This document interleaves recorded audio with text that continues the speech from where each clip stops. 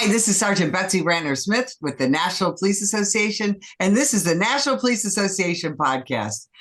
I have a guest today, and I know I always say this, but this is a guy I have wanted to bring on for quite a while. We have known each other like literally forever since we were young cops and young police trainers. And yes, we were young ones. And he continues to serve in a really difficult atmosphere where we are seeing the vilification, the demonization, and frankly, the wrongful prosecution of law enforcement officers around the country. So I wanted to bring him in to talk about use of force, what a use of force expert does, and how people like my next guest are trying to save not just the careers, but the lives of good police officers around the country. Kevin Davis, welcome to the show. Thank you, Sarge. It's a privilege and an honor to be here. So I'm going to ask you first, of course, because I ask everybody this, because this is what we get asked, right? Why did you become a cop? Well, that's an interesting story because I set out my family profession. My dad was a teacher. My elder brother, is a teacher. And I set out to study elementary education and to be an athletic coach, follow the family tradition. But while I was attending university, I was laid off from one job, and a former supervisor there said, "Hey, if you ever want to, you're ever out of work and looking for something, my brother owns a security company." So I started working security while I was attending university, and it really allowed me to study while I was working. I worked mostly closed factories on the weekends, allowed me to study and everything. But I came into contact with a lot of law enforcement officers, and as we say, got bitten by the bug, and here I am, 40 plus years later. And I got to tell you, my mom was an elementary school teacher for 29 years. And after I became a cop, she asked me to come visit her school because she was thinking maybe I could be a teacher instead of a cop. And I was in that classroom for about a half an hour. I'm like, no, I want to go serve a circuit court. I don't want to. Teachers are so very brave. Amen to that. So tell us a little bit, a little bit about your long career. You know, you retired as a detective. How did all that unfold? Well, I started working for the local sheriff's department as a deputy sheriff, and I worked in corrections as most deputies start. Worked on a variety of different assignments for the sheriff's office, including road patrol, and then was hired by my former city in 1990. So I worked 8 years as a deputy sheriff. In the 1990, I hired on my now former agency and worked there for 31 years. And I really worked everything from night shift patrol in the worst districts in the city to street narcotics, SWAT, and then a long stint in training, both as a collateral duty while I was working in street narcotics, and then full-time as a full-time trainer. Then I ended up my career as a detective in the body-worn camera unit. So myself and my former partner were the ones that were in that unit to the start of the BWC program. Let me ask you, how have body-worn cameras changed law enforcement? You know, when we, 10, 12, 15 years ago, when they became a little more mainstream, a lot of police officers were resistive. I didn't care for wearing one. And but that has changed a great deal. Talk about that for a minute. Well, the first part of it is law enforcement, like most technologies, we embrace the technology before we think out the many ripples that occur with change.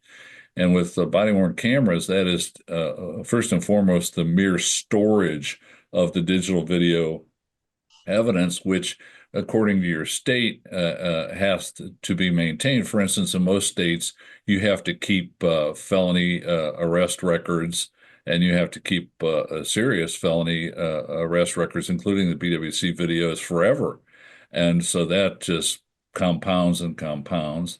And then the problem is also a public records request. Ohio, as you know, the state in which I live and worked, just passed a law where they can now charge people that are requesting videos, like these YouTubers and even the media. They can charge them $75 an hour up to $750 total, because what happens is those records have to be redacted. Everything from social security numbers to images of domestic violence victims have to be redacted before they can be released. And that takes time. My former agency had two full-time detectives doing it. The city of Cleveland, last time I checked, they had as many as 8 full-time detectives doing redactions. And then you take them into court. The judges, the courtrooms were not prepared for that type of evidence. So it was interesting to be on the ground floor of that. And I remember one case, and I'll leave you with this, in which the judge had to call a recess, get up off the bench, and help set up the projector in the courtroom because it wasn't playing right. And that's just the part of the ripples effect of BWC videos. The biggest thing I will say this is that the video is not the actual event, especially when we're talking about use of force. It's a two-dimensional image that is captured from a fish-eyed camera at 30 frames per second on average. So it's just not the real event. And I think that's so important to emphasize that because, the public very often just thinks this is going to be an absolutely perfect view of exactly what the officer was seeing. And then when that body worn video comes out, it's still very difficult sometimes to decipher what was happening, isn't it? Oh, yes, and advanced software is oftentimes needed, and advanced training. I sent myself to multiple different training schools to try to learn how to analyze digital video evidence, and that paid off for my agency as well as the local county prosecutor's office. I was awarded top cop before I left because I worked on 2 murder cases that were captured on surveillance cameras. So it's us not only embracing or getting the new technologies, but also learning how to maximize it. And when it takes, like use of force in general, it takes a practiced eye, an educated mind with using the right software to be able to analyze a use of force incident on video. Now, now that you're retired from the police department, you are and have been for quite some time a nationally recognized author, expert witness, trainer. I've personally been in your classroom multiple times. Um, Talk about the last 4 years and what you've seen for this profession, really post George Floyd. Well, it's been very, very difficult. I have worked multiple cases in which the police officer was the defendant. These include murder cases. I think I've worked 5 or 6 murder cases now, and I have at least one retrial and 2 more murder cases coming up probably this year. Hopefully another retrial based on appeal. But the problem is that so many people, we used to say, and in our profession, that the bosses didn't know use of force. I mean, they oftentimes you'd get the chief and deputy chiefs that would make excuses for not attending training, and ergo and therefore they didn't know what the officer was taught. But now you have these activist prosecutors who, like in Columbus, Ohio, a former prosecutor there, as you well know, talking to Brian Steele from Columbus FOP Lodge, that, the prosecutor said if the officers succumbed to the temptation of using deadly force, he was going to charge them. And I think under those circumstances, you have officers who've done the right thing, have comported themselves with the agency policy and use of force law, and still find themselves being charged with felonies, including murder. When a police officer ends up having to use deadly force, that's something I think a lot of the public thinks, cops can just go out and shoot anybody they want and this and that. They're totally off the hook, actually, or off the rails. There's policy, there's state law, there's federal law. The circumstances where we can use force is very controlled, correct? Oh, yes. It goes back to in both your and my career, which they used to apply the 14th Amendment, shock the conscience standard under Johnson versus Glick to police use of force. And that changed with Tennessee versus Garner in 85 and then Graham v. Connor in 89. Now it's the Fourth Amendment standard of objective reasonableness. And although I had a reporter recently compare Tennessee versus Garner, Graham v. Connor to Plessy versus Ferguson and the Dred Scott decision of the 1800s, which were Supreme Court decisions that were very racist, no doubt. But that's certainly not true. And my response is that, wait a second, do you find that the Terry decision, Miranda or Escobedo are bad decisions? Well, no. So they pick and choose, and what they're trying to do locally and statewide is to make use of force more restrictive than the law allows. And the problem with that, as you well know, is that you create this conundrum.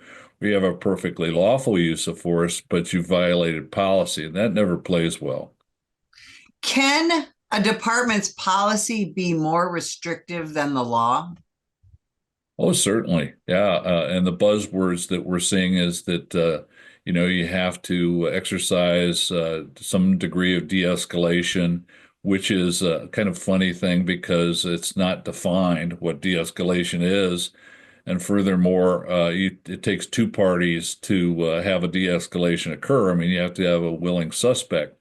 Furthermore, you have things like proportionality, that use of force must be proportional.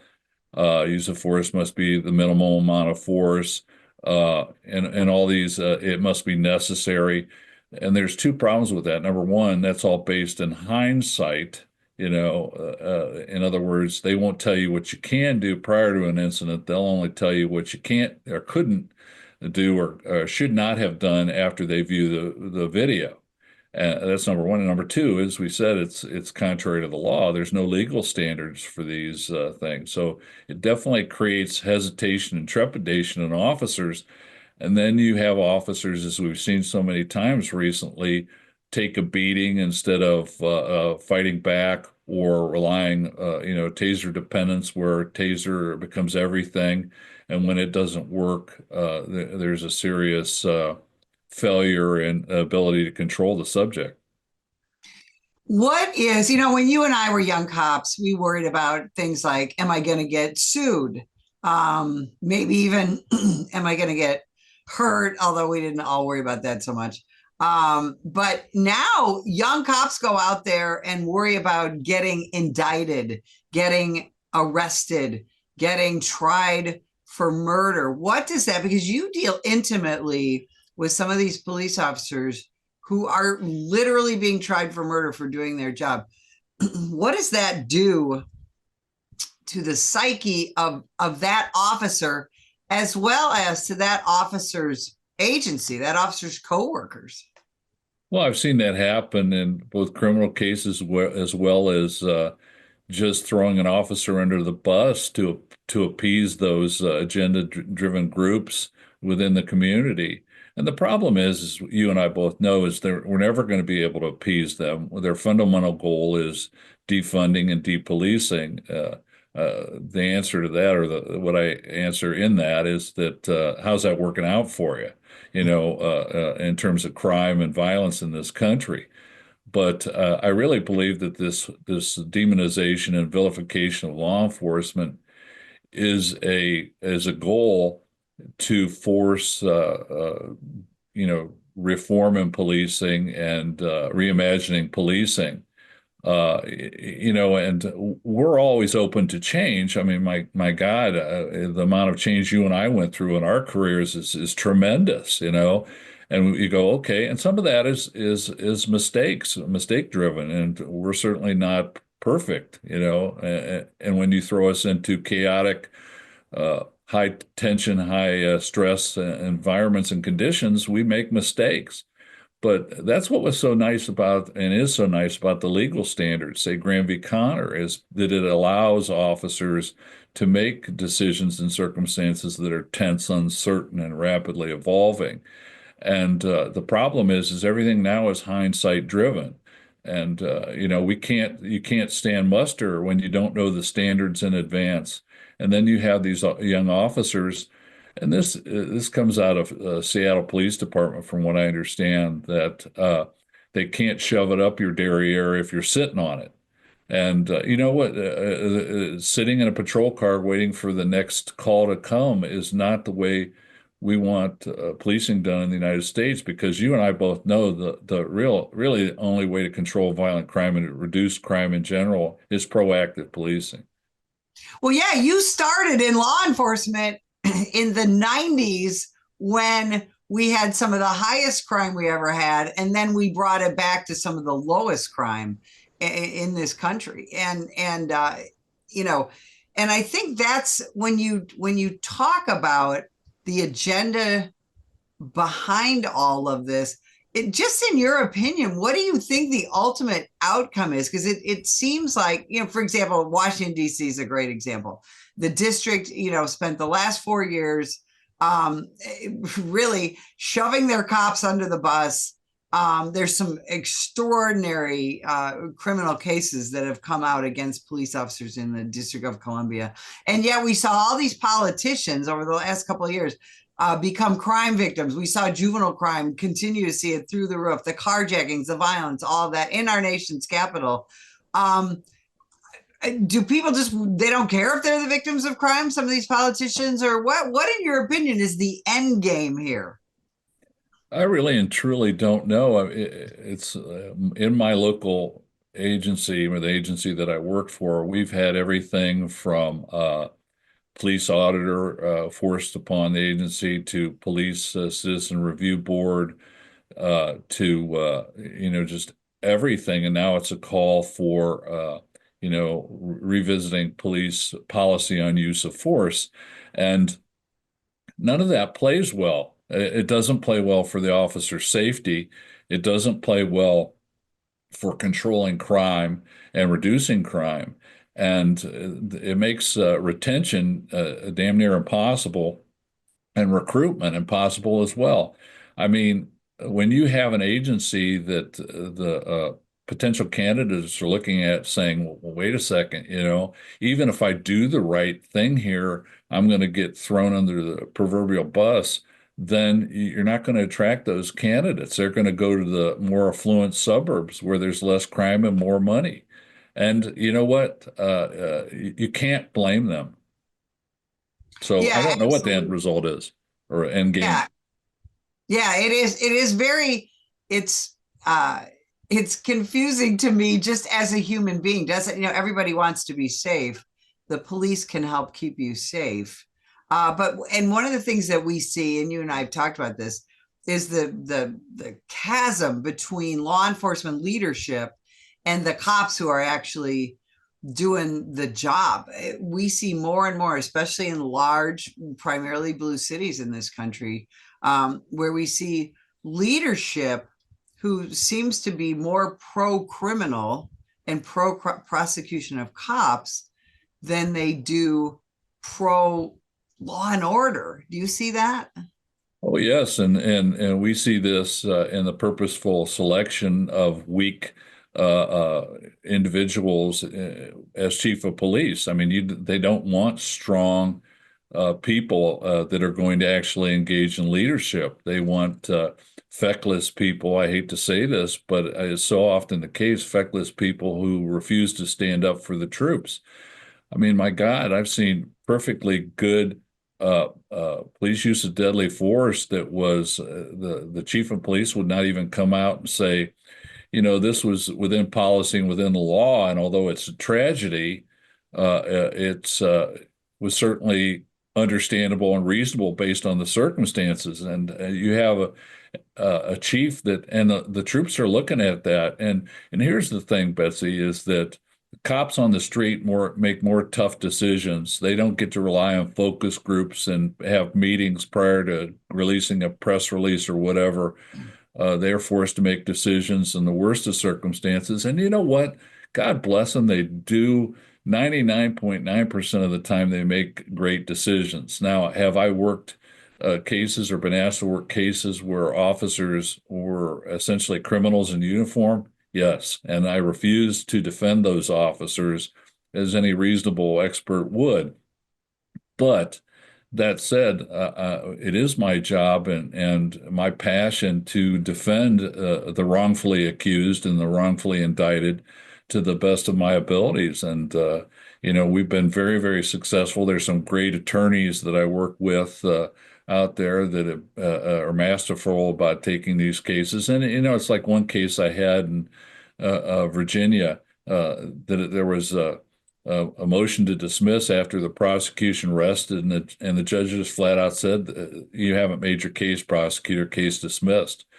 But that case cost over $1 million to defend that deputy sheriff. So sadly, it's expensive, and it's detailed, and you want to get the right people, both as legal counsel as well as working as experts. And I don't think people really understand that. And that's one of the things, police unions have this reputation sometimes in the media and with activist groups and even activist police chiefs that they're just there to keep bad cops on the job. Nothing could be further from the truth, correct? Oh, I just communicated that very thing to a local FOP president this morning, as a matter of fact, and I said that when you have local politicians in the media who believe that police should not be defended because they're wrong, they're essentially anti-law enforcement, then it relies upon it comes down to the police chief or the police administration. And if they won't do it, then it's the police association. And more, I see this being a responsibility because everybody's worried about the fallout on their career. I mean, here's this cop at 0 dark 30 in some back alley that shot someone he didn't want to shoot, someone who created the circumstances and essentially made the officer shoot him. And those type of circumstances exist, and everybody's bailing out on them. It's easy to make decisions on the safety of your office on Monday morning, but that's not. And Graham v. Connor addresses that. This current atmosphere, if you will, has had a huge impact on police morale, on retention, as you said, on recruitment. And on wellness, Betsy. Yes, exactly. On our mental health. If you're going out there and, working 12 hours and 14 hours, 6 and 7 days a week because your department is short staffed, they don't have enough people to work the work patrol. You're tired. And then you're worried about going to jail. You're worried about losing your job, not being able to support your family. What is all that doing to our profession? Well, I'll tell you what happened in a high-profile shooting in my former agency that, I had a meeting, was brought in by the FOP to address some concerns. And after the meeting, I asked the two deputy chiefs that were there. The chief had bailed out to go have a meeting with ministers because he thought that was more important. But I asked these two deputy chiefs, I said, "What are you doing for these officers?" And I said, "Don't you understand that the troops are watching you and how they're being treated and thinking, hey, if that could be me?" And the answer was they weren't doing anything. And so it was up to the Fraternal Order of Police to bring in counselors, and that included counseling sessions for the families of those involved. And I can tell you, I was there that day when that training took place, or that counseling took place, and these families looked like deer in the headlights. I mean, they were really just literally still knocked back on their heels, wondering if their loved one was going to be going to prison based on doing their job. So And it's tremendous. Yeah. That's such an important point because it's not just us. It's not just the cop, right, that is affected. Our spouses, our kids, our parents. It really takes a toll on a whole family, doesn't it? Oh, it absolutely does. And wellness is focus on wellness is increasing. But wouldn't it be better? I mean, as I said, in terms of police recruitment, the best recruitment tool is to take care of the people that already work for you. You don't have to worry so much about police wellness and resilience and all these programs if you take care of the troops to begin with. That's the largest part of it. We buy into the danger, we buy into a lot of this stuff, but when your own department won't back you up, when you do what you've been trained to do and you were within policy and the law, and they don't stand up for you, that's so debilitative again on an officer. Absolutely. And that stuff all starts at the top. It all starts with leadership and Oh, or and lack thereof, unfortunately. yeah, exactly. Kevin Davis, I wish we had about 3 more hours to talk. But tell people where they can contact you, they can read your articles, find you, tell us all that stuff. Well, they can tune into the World Wide Web. I think we still call it that nowadays, and look for KD hyphen, that's KD dash forcetraining.com. So it's KD hyphen forcetraining.com. Or if you're interested in picking up my book, Use of Force Investigations, a Manual for Law Enforcement, it's available on Amazon as well. I love it. I got to tell you, Detective Davis, I enjoy talking to you so much. And I appreciate you spending time with us today. Well, on Police Appreciation Day, I appreciate what you do for my brothers and sisters, and to all those that may be watching, God bless you and stay safe. Thanks so much. And if you'd like more information about the National Police Association, you can visit us at nationalpolice.org. Every day, the brave men and women of law enforcement put their lives on the line to keep us safe. But they need our help to continue their mission. Activist politicians, progressive prosecutors, the ACLU, and the rest of the anti-police forces receive millions in donations from extremist pro-criminal elements like George Soros and woke corporations. The National Police Association is fighting them in courts around the country, including the United States Supreme Court, defending officers who are being attacked for doing their jobs. Additionally, the National Police Association works year-round to pass tough-on-crime legislation to put and keep criminals behind bars. Consider going to nationalpolice.org and donating to keep us in the fight. Together we can win. That is nationalpolice.org.